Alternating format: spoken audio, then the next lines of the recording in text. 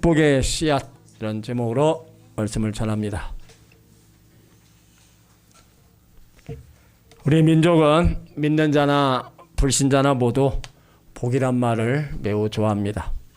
한국인이 말하는 5가지 복, 오복이 있습니다. 첫 번째는 수, 오래 사는 복, 장수하는 겁니다. 두 번째는 부, 재물이 넉넉한 복, 경제적으로 풍요한 겁니다. 세 번째는 강령입니다. 몸과 마음이 건강하고 평안한 것입니다.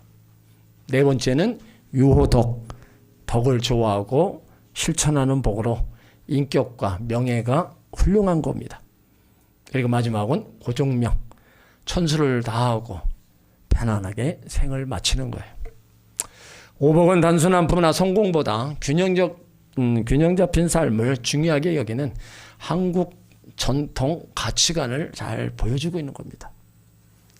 이 복을 받는 분도 있고 못 받은 복은 있지만 아무튼 받는 분들은 더 감사함으로 우리가 나가야 되고, 못 받은 분들은 또 노력을 해서 이 땅에서 우리는 복도 받아야 됩니다.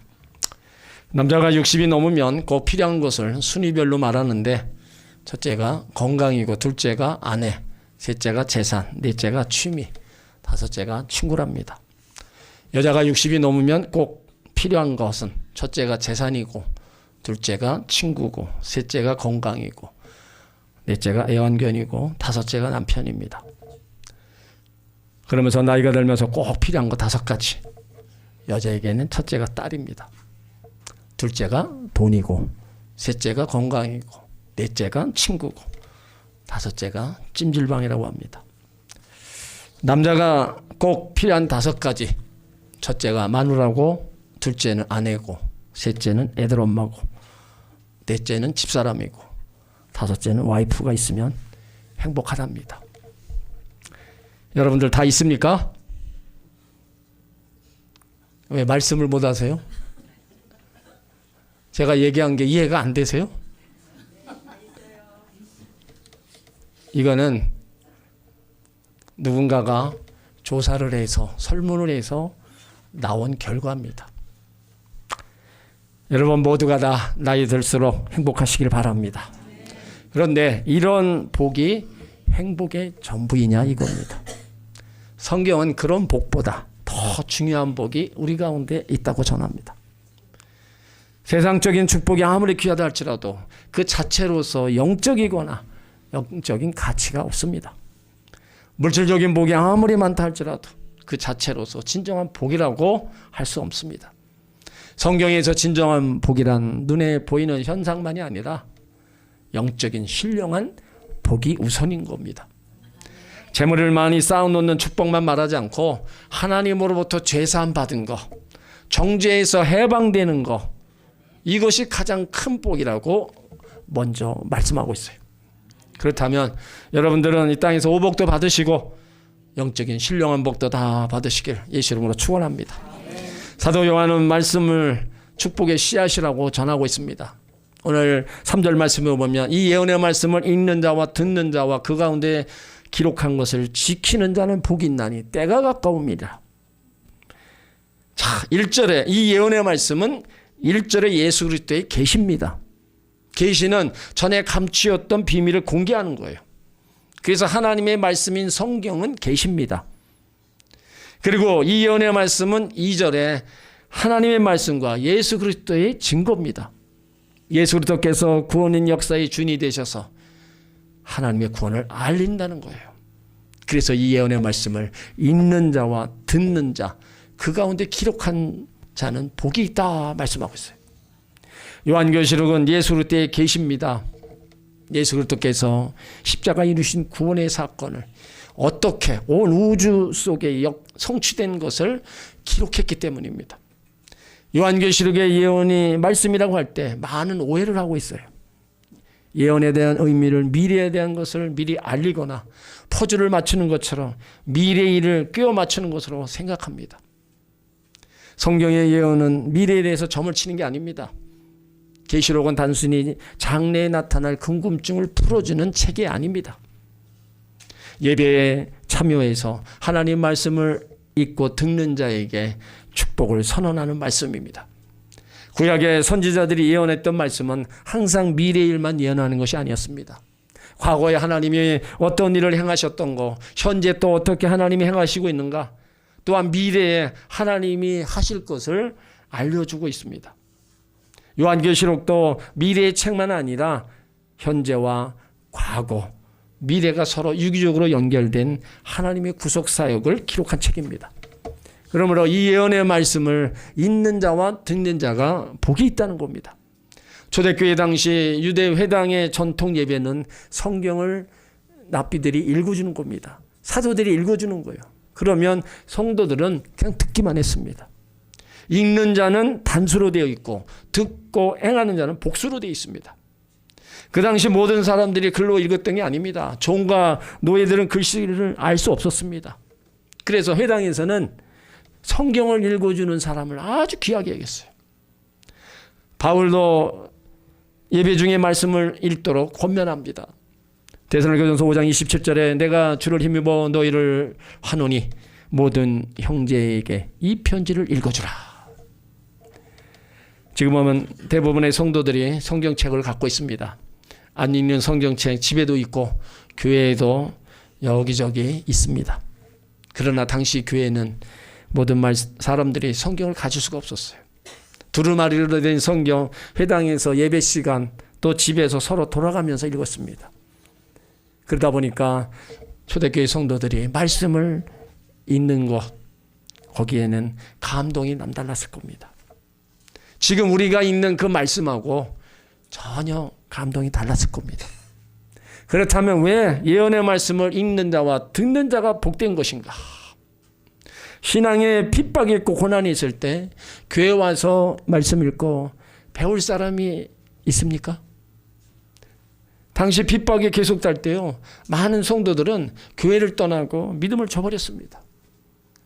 지금도 고난이 계속될 때 예수 믿어서 좀 뭐가 좀 복을 받고 잘 될 것을 기대했는데 또 안 좋은 일이 일어나고 자꾸 몸이 아프고 이러니까 예수 믿어도 별 볼 일 없다 생각하고 교회를 떠나고 믿음을 저버리는 겁니다.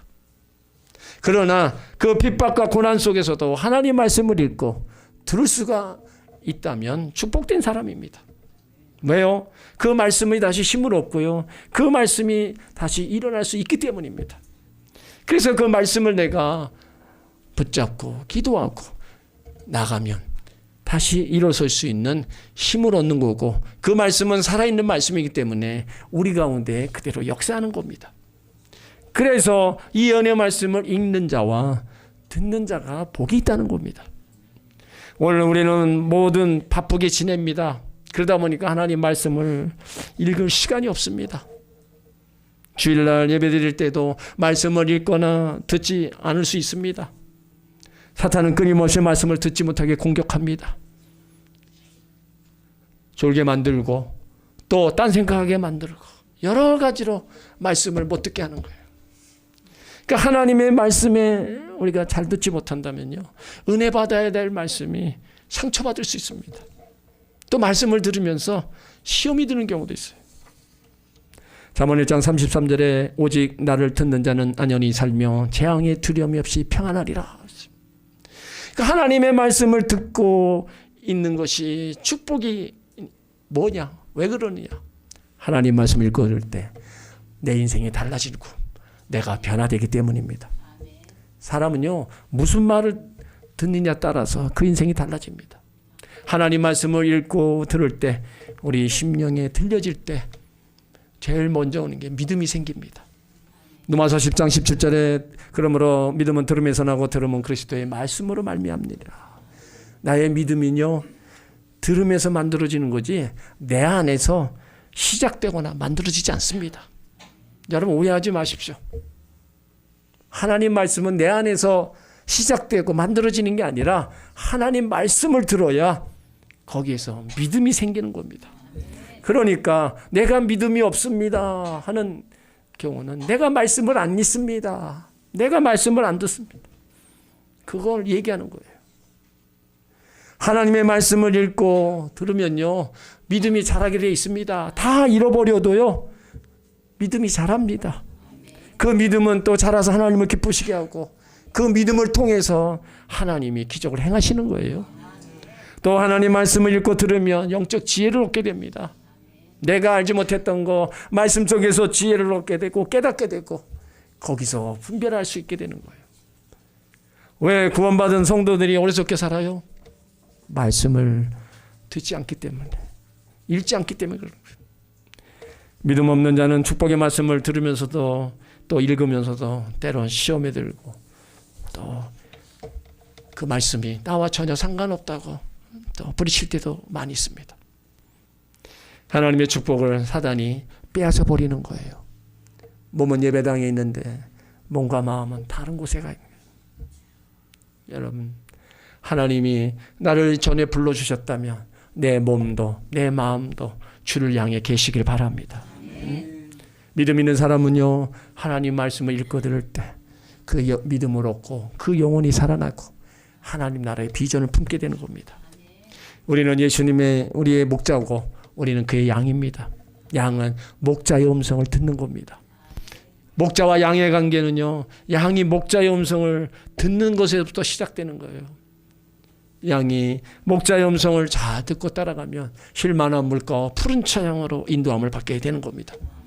그러므로 어렵고 힘든 세대 속에서 하나님 말씀을 읽고 들으며 약속의 말씀을 붙잡고 살아갈 수 있는 것이 하나님의 은혜요 축복인 것을 아시길 바랍니다. 우리가 하나님의 은혜를 어떻게 체험할 수 있어요? 진정한 은혜의 체험이 있어서 믿음의 세계에 들어오는 겁니다. 계속적인 은혜의 체험, 그것은 신앙의 생명력을 갖게 하는 겁니다. 성도는 하나님의 은혜가 떠나면 모든 것을 다 잃어버리는 거예요. 그래서 아무리 힘들고 어려워도 하나님의 은혜가 넘치면은요, 고통 속에서도 기뻐할 수 있는 거고요, 가난 속에서도 부유함을 느끼고 절망 속에서도 소망을 갖게 하는 겁니다. 그러므로 지혜로운 사람은 하나님의 은혜를 소중히 여기고 어리석은 사람은 하나님의 은혜를 경솔히 여기는 거예요. 이 하나님의 은혜를 체험하기 위해서 말씀을 읽고 들어야 됩니다. 말씀을 읽고 듣고 깨달을 때 기적과 축복을 보게 되는 것입니다. 하나님 은혜, 말씀을 들을 때 바로 임하고 말씀을 들을 때 또 변화가 나타나는 겁니다. 그 말씀은 우리 영혼을 소생케 하는 능력이 있다고 말씀하고 있어요. 시편 19편 7절에 여호와의 율법은 완전하여 영혼을 소생케 한다. 성도는 하나님의 말씀을 듣는 복된 자리에 언제나 참석해야 됩니다. 그래서 예배 시간은요, 하나님의 성령이 임하시는 시간입니다. 사도행전 10장 44절에 베드로가 이 말할 때 성령이 말씀 듣는 모든 사람에게 내려왔다. 그러니까 예배 시간에 성령이 임재하는 시간이고 또 하나님께서 말씀을 내려주시는 시간입니다. 우리가 예배 드릴 때 하나님 앞에 연락되는 게 있습니다. 우리의 찬양을 받으세요. 그래서 찬양할 때 하나님 앞에 기쁨과 감사함으로 찬양하라는 거예요. 찬양은요, 우리가 황소 한 마리 드리는 것보다 더 하나님이 기뻐하시는 겁니다.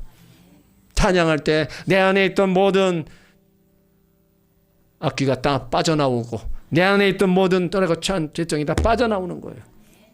그래서 우리가 찬양 드릴 때 하나님 기뻐 받으시고 우리의 기도를 또 들으신다는 거예요. 그래서 전심으로 하나님 앞에 기도하라는 겁니다. 우리 또 예물을 받으십니다. 우리가 드리는 각종 예물 다 하나님이 받으시고 하나님이 내려주시는 게 뭐냐? 말씀을 내려주시는 거예요.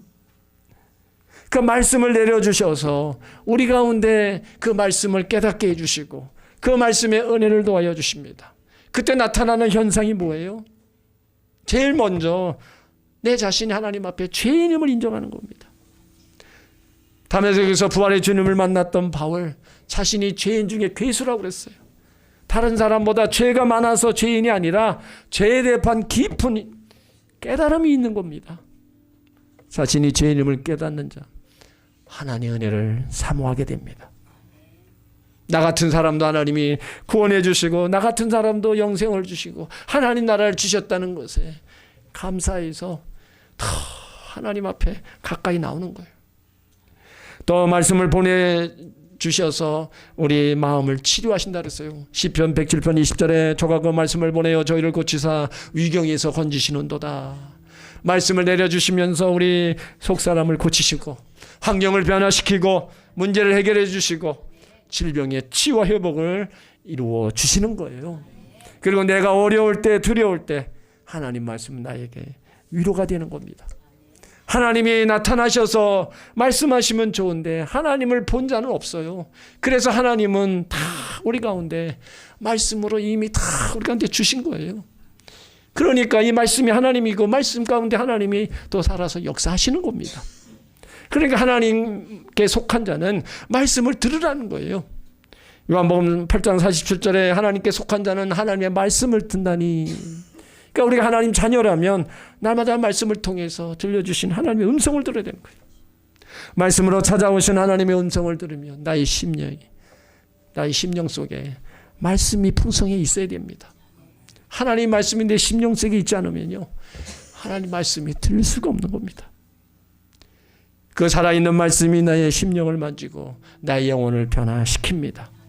그래서 우리는 할 수만 있으면 말씀을 읽고 들어야 되는 거예요.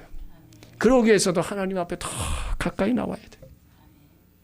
때로는 순종하지 못해서 실패할 수 있고 넘어질 수 있습니다.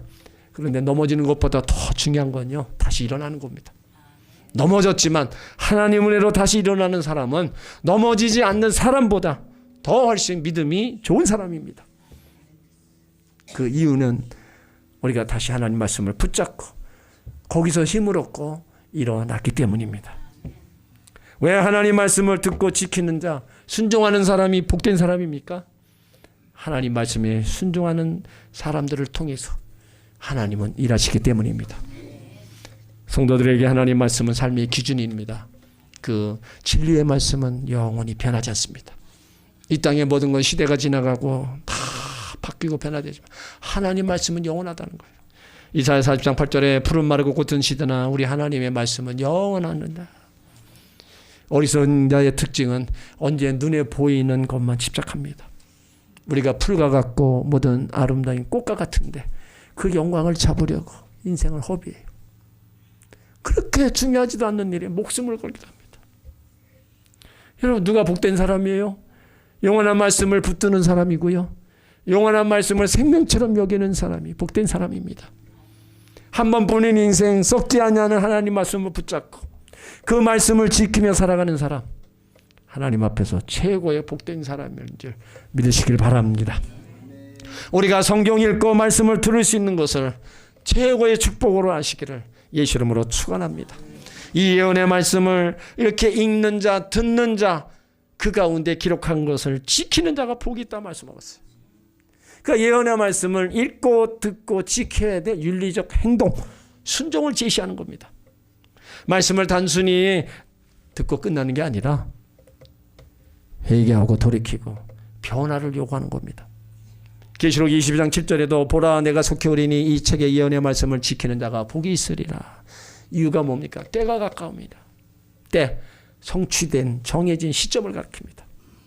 예수님이 이 땅에 오심으로 하나님 나라가 시작되었고 다시 재림주로 오실 때 완성될 하나님 나라가 그 때가 가까웠다는 거예요. 그러므로 이 예언의 말씀을 읽고 듣고 그 말씀대로 지켜 순종하며 나갈 때 하나님의 축복에 동참하게 되고 그 축복을 체험하게 되는 것입니다. 하나님을 사랑하는 거 입술의 고백이나 한국의 찬양만으로 되는 게 아닙니다. 감정이 얼매요 주님 사랑해요 사랑해요 하는 것으로 되지 않습니다. 무엇으로 됩니까? 하나님 말씀을 지키는 겁니다. 요한일서 5장 3절에 하나님을 사랑하는 것은 이것이니 우리가 그의 계명을 지키는 것이라. 그의 계명은 무거운 것이 아니로다.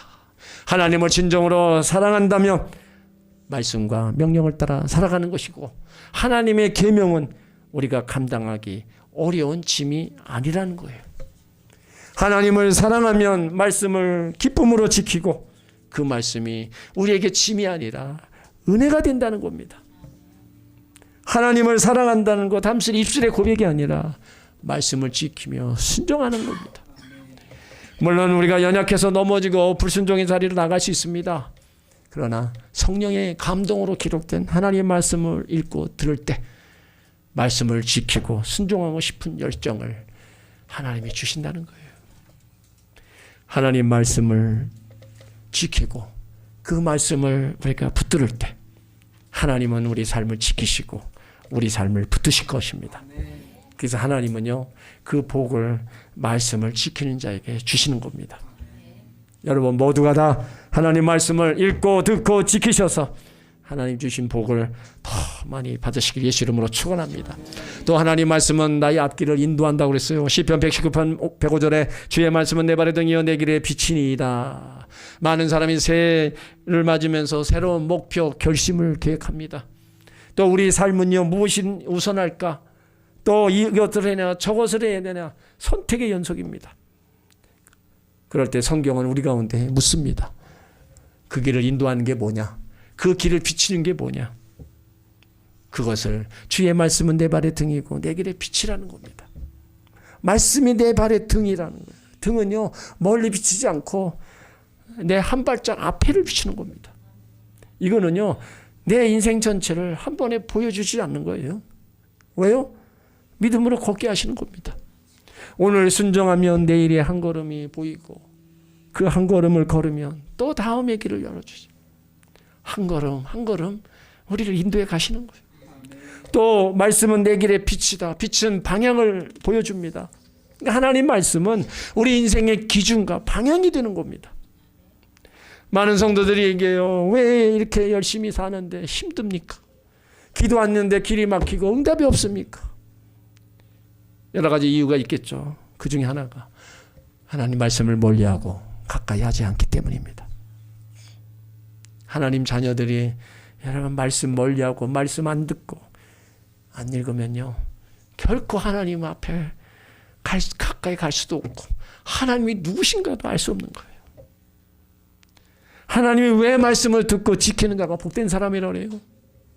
하나님 말씀에 순종하는 자를 통해서 하나님이 복을 주시기 때문입니다.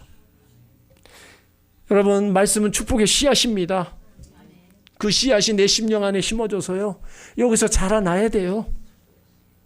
여기서 자라서 잎이 나고 꽃이 피고 열매를 맺어야 되는 겁니다.